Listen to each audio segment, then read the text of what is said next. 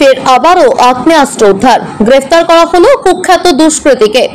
বিভিন্ন সময় রাজ্যের একাধিক প্রান্ত থেকে উদ্ধার করা হচ্ছে আগ্নেয়াস্ত্র, গ্রেফতার করা হচ্ছে বেশ কিছু দুষ্কৃতীকে।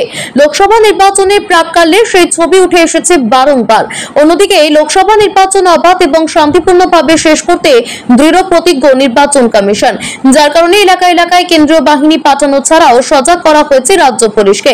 নির্বাচনের আগে রাজ্য পুলিশের অভিযানে উঠে এসেছে একাধিক সাফল্য।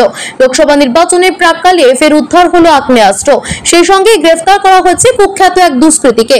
বারুইপুরের খিরিস্তলা এলাকা থেকে অভিযুক্ত কুখ্যাত দুষ্কৃতীকে গ্রেফতার করে পুলিশ। পুলিশ সূত্রে জানা যাচ্ছে, কুখ্যাত দুষ্কৃতীর নাম শহীদুল সর্দার। তার আসল বাড়ি জয়নগর থানা এলাকার চালতা বেরিয়ায়। জানা গিয়েছে, অভিযুক্ত দুষ্কৃতী মল্লিকপুর এলাকায় একটি বাড়ি ভাড়া নিয়ে থাকতো দীর্ঘদিন ধরে। অভিযুক্তকে গ্রেফতারের পর তাকে তল্লাশি চালিয়ে উদ্ধার করা হয়েছে একটি ওয়ান শাটার বন্দুক এবং 6টি লাইভ কার্তুজ। এবার আগ্নেয়াস্ত্র উদ্ধারে সাফল্য পায় বারুইপুর থানার পুলিশ। জানা যাচ্ছে, গ্রেফতার হওয়া দুষ্কৃতীর বিরুদ্ধে বারুইপুর এবং জয়নগর থানা এলাকায় কিডন্যাপ, চুরি, ছিনতাই সহ একগুচ্ছ মামলা রয়েছে। পুলিশ সূত্রে জানা গিয়েছে, দুষ্কৃতী এলাকায় বড় ধরনের একটি অপরাধ করার পরিকল্পনা করছিল, আর সেই জন্যই সে ছাড়াও আরো অনেকেই জড়ো হয়েছিল বলে জানা গিয়েছে। ধৃত দুষ্কৃতীকে এদিন বারুইপুর মহকুমা আদালতে তোলা হয়। ধৃতকে পুলিশি হেফাজতের আবেদন জানিয়েছে পুলিশ। ধৃত দুষ্কৃতীর বিরুদ্ধে আর্মস অ্যাক্টে মামলা রুজু করেছে পুলিশ। প্রথম দফা লোকসভা নির্বাচন কেন্দ্রীয় বাহিনীর নিরাপত্তায় শেষ হয়েছে ইতিমধ্যেই। এবার দ্বিতীয় দফা নির্বাচন, যার কারণে ব্যাপক তৎপরতা সারা দেশ জুড়ে। ব্যতিক্রম নয় বাংলা এখনো বাকি 6 দফা নির্বাচন। দ্বিতীয় দফা নির্বাচনকে সামনে রেখে বাড়তি নজর রাখা হচ্ছে জেলার এবং প্রতিটি লোকসভা কেন্দ্রের প্রতিটি প্রান্তে। বিশেষ করে আইন শৃঙ্খলার বিষয়ে তৎপর রয়েছে নির্বাচন কমিশন।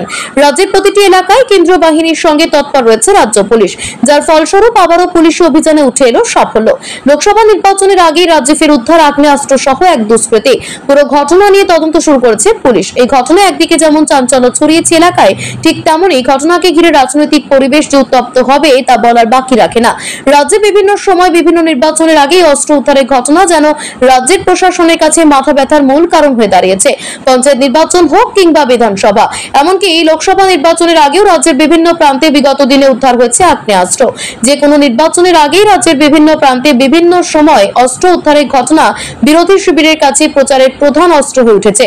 যদিও বিগত দিন থেকে রাজ্যে যে বোমা বারুদের স্তূপ হয়ে উঠেছে সে অভিযোগ তুলেছিলেন গেরুয়া শিবির।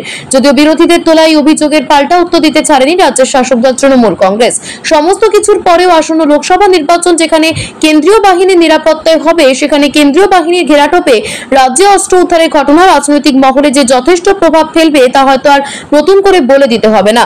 তবে লোকসভা নির্বাচনের প্রাক্কালে যখন প্রথম দফা নির্বাচন শেষ হয়ে গিয়েছে, ঠিক দ্বিতীয় দফা নির্বাচনের আগে আবার অস্ত্র উদ্ধারের ঘটনায় প্রশাসন যে সজাগ রয়েছে সেই প্রমাণই মিলছে বারংবার।